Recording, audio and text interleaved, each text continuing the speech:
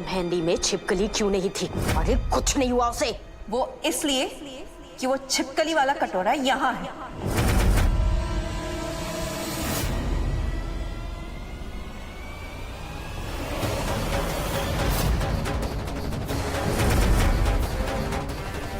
चंदा तू? हाँ ब्यूटी, उर्फ शीला दादी। जब नाच गाना हो रहा था तब मैंने कटोरा बदल दिया। तुम चाहे कितने भी रूप बदल, तुम्हारे हर घिनौने रूप को मैं एक पल में पहचान लूंगी। तुम दादी बनकर अपनी बेटी को शांतनु के गले बांधने निकली हो। तो मैं क्या घूंघट ओढ़कर अपने बेटी की शादी में नहीं आती? बंदर बूढ़ा हो गया और कुलाटी मारना नहीं भूला। तुझे क्या लगा तू अपनी बेटी की शादी शांतनु से करवा देगी, और वो भी मेरे होते हुए? शादी तो मैं करा के रहूंगी चंदा रानी, किसी भी कीमत पे। थक्के मार के निकाला था ना उस रविंदर मजुमदार चाचा चौधरी ने मुझे इस चौखट से। बदला तो ये ब्यूटी लेकर रहेगी। कोई नहीं, बहू नहीं बन पाई ना इस घर की, पारो बनेगी और मैं बनूंगी इस घर की समधन, इस घर की भी और तेरी भी। और क्या कह रही थी तू कि बंदर बूढ़ा हो चला है लेकिन कुल्लाठी मारना नहीं भूला है? सटी आ गई है क्या तू? शेर बूढ़ा हो चला है लेकिन शिकार करना नहीं भूला है। इतना यकीन है? पूरा यकीन है चंदा रानी। तू भी यही है चंदा, मैं भी यही। जीतूंगी सिर्फ मैं। ये मेहंदी की 2 कटोरे बदल के तुझे क्या लगता है तू ये शादी रुकवा देगी? कोशिश तो पूरी करूंगी। और वैसे भी जीत हमेशा अच्छाई और सच्चाई की होती है। अबे हट! गए वो दिन रानी जहां सतयुग में सच्चाई जीतती थी। ये कलयुग है, कलयुग। हम जैसे कलाकारों का युग। जीत सिर्फ हमारी होगी चंदा रानी। और रही बात सच्चाई और अच्छाई की, वो किताबों और प्रवचनों में ही अच्छी लगती है। ये लाइफ है चंदा रानी, लाइफ। और वैसे सच्ची तो तू भी थी ना। तुझे क्या मिला? रखेल का ठप्पा। और तुझे क्या लगता है तू इनको सब कुछ बता देगी और ये तेरी बात मान लेंगे? और वैसे भी चंदा रानी घरों में ना रखेलों की नहीं, बीबी की सुनी जाती है। जाके फोड़ दे मेरा भाला, बता दे सबको मेरी सच्चाई। लेकिन उसके बाद क्या ये लोग तुझे पाल लेंगे? कोई नहीं पालने वाला तुझे, यहाँ तक कि तेरा बेटा भी नहीं। चंदा रानी रात में तो परछाई भी हमारा साथ छोड़ देती है। उसके बाद तू कहाँ आएगी? सोनागाछी। और सोनागाछी की रानी कौन है? मैं। तो तू अब सोच कि तुझे सच का साथ देना है या तेरी बची कुची जिंदगी शांति में निकालनी है।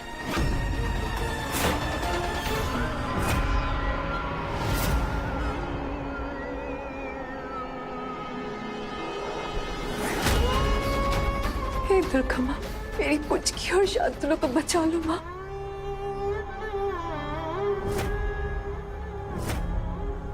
दादा, दादा I'm okay now। वो अस्मिता तुम्हारे साथ इतना एग्रेसिवली डांस कैसे कर सकती है? उसे समझ में नहीं आता क्या? दादा, दादा प्लीज काम डाउन। ऐसा कुछ नहीं हुआ है कि आपको ऐसे रिएक्ट करना पड़े। मैं सीरियसली ठीक हूँ। और अस्मिता जी ने ऐसा कुछ भी नहीं किया है। वो तो मैं ही उन्हें डांस के लिए कह रहा था और मैं ही उन्हें खींच कर भी ले गया था। दादा अस्मिता जी ऐसा कुछ करेगी नहीं जिससे मुझे चोट पहुंचे। She is just perfect for me. Just chill, okay? दादा आप रुकिए, ये छोड़िए, आप बैठिए यहाँ पे, बैठिए बैठिए। क्या? आप अगर ऐसे रिएक्ट करोगे तो सोचो पारो भाभी क्या सोचेगी आपके बारे में। वो तो डर ही जाएगी कि भाई ये कैसे गुंडे टाइप लड़के से शादी कर रही हो जो बात बात पे भड़क जाता है। दादा आप जैसे हो ना वैसे ही रहो, सॉफ्ट, वेल स्पोकन, सोबर, ठीक है? मेरी टेंशन मत लीजिए, मैं एकदम ठीक हूँ। आपने बाम तो लगा ही दिया, अब आप जाइए मेहंदी के फंक्शन में और अपने नाम पर खरे उतरिए। जाइए। मेरा मतलब है आपका नाम शान है, राइट? तो जाइए मेहंदी के फंक्शन में मौजूमदार की शान बढ़ाइए, ठीक है? जाइए जाइए जाइए जाइए। और हाँ दादा, बाहर मेहंदी के फंक्शन में अस्मिता जी और पारो भाभी की मेहंदी जरूर देख लेना। वो क्या है ना कि अस्मिता जी की मेहंदी का रंग पारो भाभी की मेहंदी के रंग से जरूर गाढ़ा होगा। वो क्या है ना कि मेरा प्यार थोड़ा ज्यादा है ना?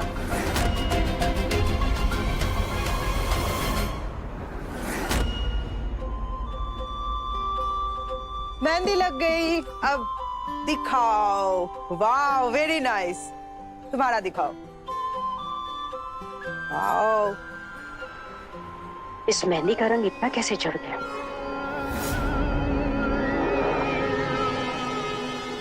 दिखाओ। अरे वाह, तुम्हारी मेहंदी तो बड़ी डार्क रची है।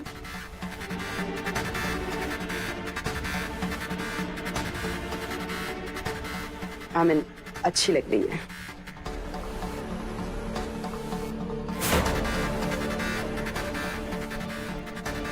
तू दिखा। एक मिनट, ये तुमने आर की जगह कौन सा अक्षर लिखवाया?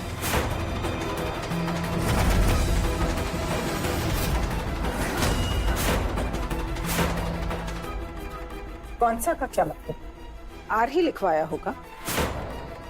आर नहीं है। अस्मिता दिखाइए हमें।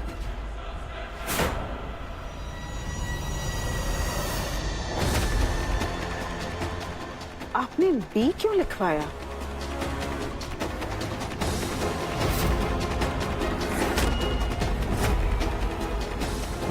अस्मिता, हम आपसे पूछ रहे हैं कि आपने आर की जगह बी क्यों लिखवाया है अपने हाथ पर?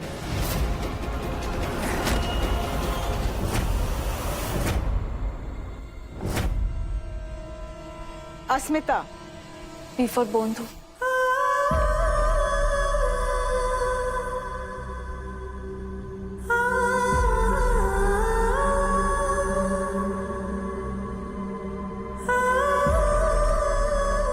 बोंधू?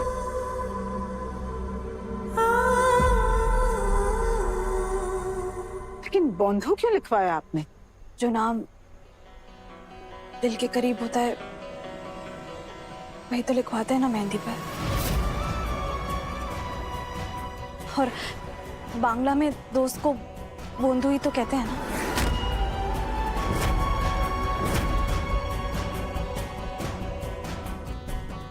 बांग्ला में किसे क्या कहते हैं ना सबको पता है, लेकिन तुम ये बताओ कि तुमने बोंधू क्यों लिखवाया? भाभी पूछ रही है, बताओ। हाँ अस्मिता, बोंधू क्यों लिखवाया? मेरे और हृदय के रिश्ते की शुरुआत दोस्ती से तो हुई थी। दोस्ती आगे जाके प्यार का मोड़ ले लेती है और प्यार का पौधा दोस्ती की मजबूत जड़ों की वजह से ही तो पनपता है। मेरे हिसाब से दोस्ती का दर्जा प्यार से भी कहीं ज्यादा बड़ा होता है। इस मौके पर मैं चाहती हूँ कि मेरा होने वाला जीवन साथी सबसे पहले मेरा सबसे अच्छा दोस्त बने।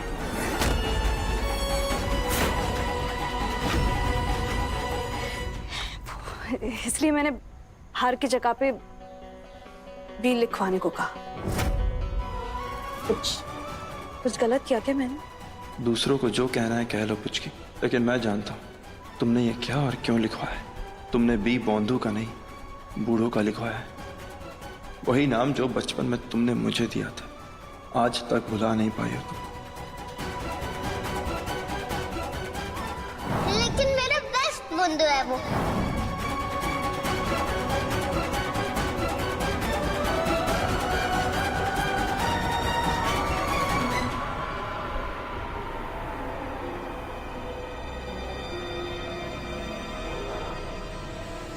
किंचन, ये क्या करी?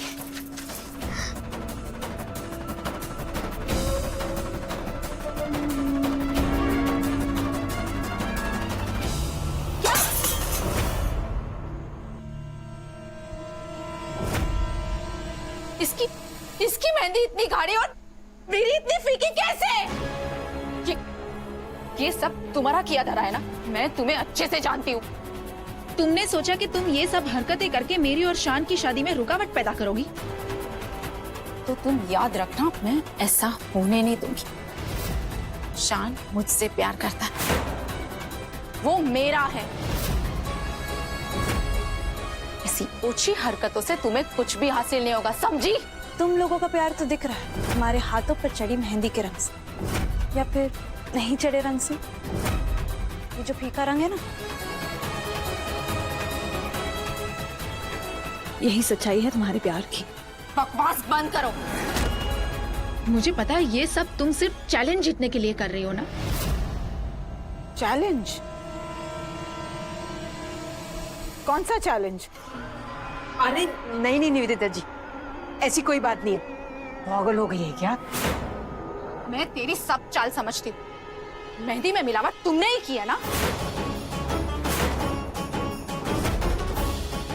अरे होता है ऐसा, कई बार मेहंदी खराब निकलती है इसलिए नहीं चढ़ा। चल मैं संभालती इसे। मैं तेरी सब चाल समझती हूँ, मैं इसे छोड़ूंगी नहीं। मैं तुम्हें जीतने नहीं दूंगी। तुम अपने आप को बहुत स्मार्ट समझती हो ना, पर ये याद रखना कि मैं इस घर की बड़ी बहू हूँ और तुम छोटी।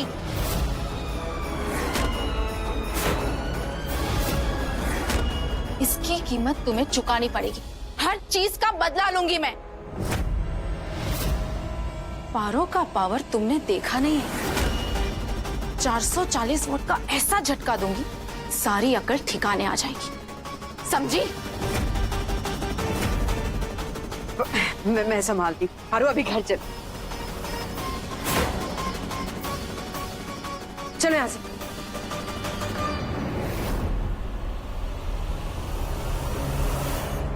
निवेदिता, मैंने पहले ही कहा था ना कि ये शादी रुकवा दे, कलेश होगा। हर अवसर पर कुछ ना कुछ अशुभ हो रहा है, और आज तो ये देख सुन भी लिया। मान जा मेरी बात, ये बात आगे बढ़ जाए उससे पहले ये शादी रुकवा दे। आगे क्या करना है ना वो देखते हैं।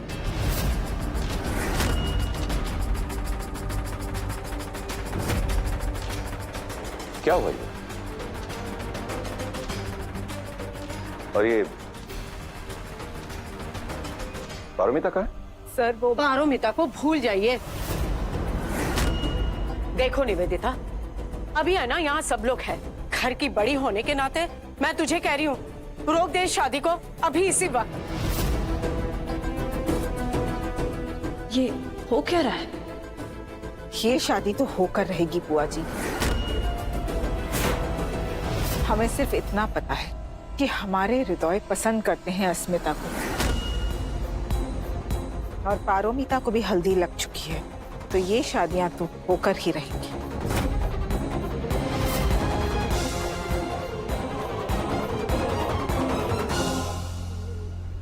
रुकिए।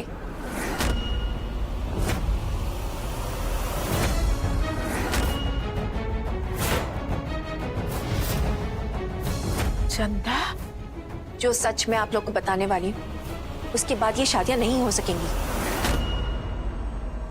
देखिए आप यहाँ निवेदिता,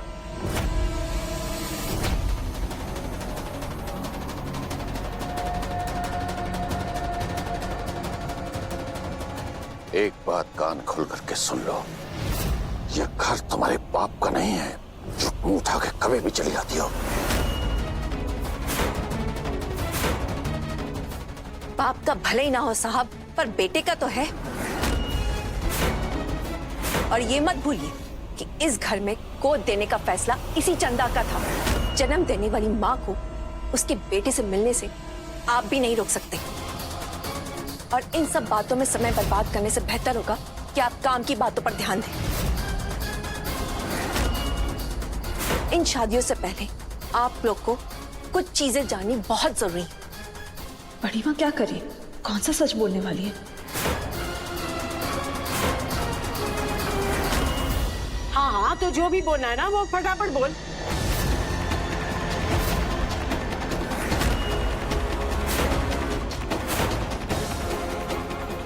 देखिए, आप लोग को बहुत जरूरी।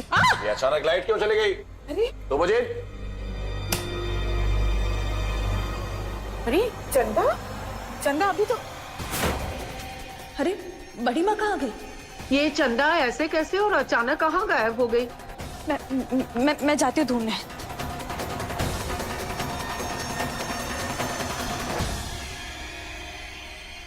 नहीं पठान बाबा, फोन भी नहीं लग रहा है।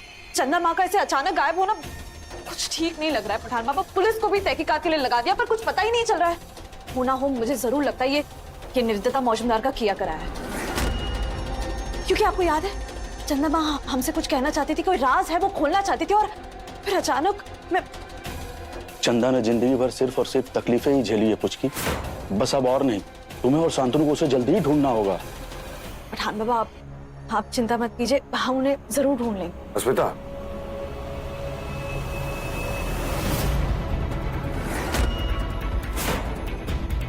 एक अजीब डेवलपमेंट है। आज हमें एक कॉल आया। कॉलर ने अपना परिचय नहीं दिया, सिर्फ इतनी इंफॉर्मेशन दी है कि अरिंदम मौजूमदार के कत्ल में शान का हाथ है।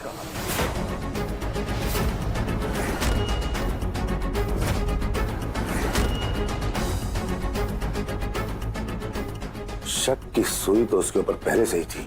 अभी फोन कॉल, हम इतनी बड़ी इंफॉर्मेशन को अनदेखा नहीं कर सकते। सर पर आप जानते हैं ना कि शांतनु। ऑफिशियल कॉल रिकॉर्ड्स आए हैं अस्मिता, हमारे रिकॉर्ड्स में हैं। तुम भले ही शान के बारे में जो मर्जी सोचो, मगर हम इतनी बड़ी इंफॉर्मेशन को नजरअंदाज नहीं कर सकते। तहकीकात तो करनी होगी। और आज संगीत रिहर्सल से अच्छा मौका और क्या हो सकता है। हम चंदा माँ को ढूंढने में लगे। उसका यूं अचानक गायब हो जाना बड़ी अजीब बात है। खैर, पुलिस उसको तलाश कर रही है, पर तुम इस फोन कॉल पर ध्यान दो। ये मत भूलो इंस्पेक्टर अस्मिता कुमारी, ये तुम्हारा काम है। पुलिस डिपार्टमेंट तनख्वाह देता है तुम्हें इस काम की। सर मैं अपना फर्ज जरूर निभाऊंगी। ये तहकीकात तो मैं करूंगी, तभी तो शांतनु को बेगुनाह साबित कर पाऊंगी। मेरा बूढ़ो कभी इतना नहीं गिर सकता, कभी नहीं। Hello hello hello listen. अच्छा कल संगीत है, हाँ सबको पता है ना। सबको डांस करना पड़ेगा, हाँ। और एक गाने पे नहीं, दो गाने पे। और हाँ कोई पुराना सॉन्ग नहीं चलेगा, हाँ न्यू सॉन्ग होना चाहिए, ठीक है। तो चलिए पूरी तैयारी के साथ आना है। लेट्स गो, रिहर्सल करते हैं। हाँ चलो चलो चलो चलो, काम।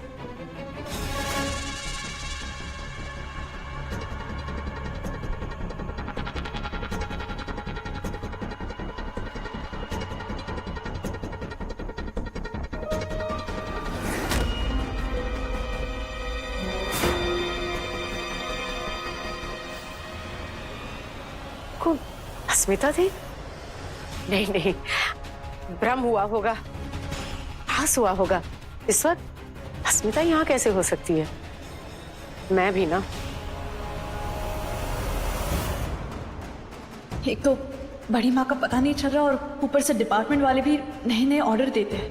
किसने किया होगा उसके खिलाफ ऐसा फोन? कौन फंसाना चाहता है बूढ़ों को? शांतनु पर लगे ये नए इल्जाम से तो मैं उसे छुड़ा कर ही रहूंगी।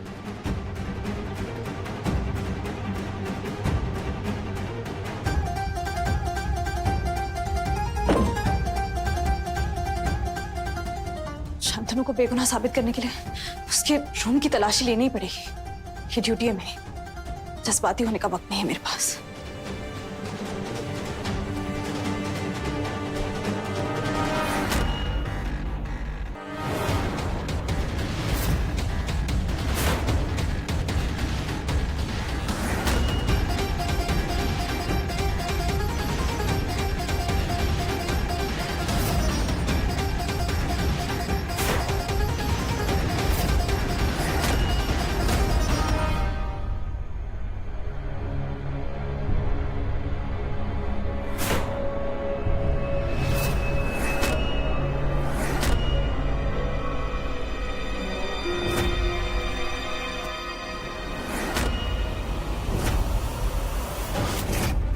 निवेदिता आंटी की सारी कहीं वो शांतनु को इस चक्कर में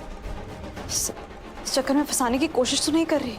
मतलब गुनाह वो करे और सारा इल्जाम मेरे बूढ़ों के सर। हाँ वो जरूर ऐसा करिए, तभी तो इंटेलिजेंस के इंफॉर्मेशन के हिसाब से पूरा पुलिस डिपार्टमेंट शांतनु पर शक कर रहा है और अब ये सारी मेरे हाथ लग गई है ना। आगे का केस मैं सुलझा कर ही रहूंगी। शांतनु की शादी पारो से हो उससे पहले सारी सच्चाई सामने लाकर ही रहूंगी, चाहे कुछ भी हो जाए। हमारी दोस्ती का वास्ता है मुझे।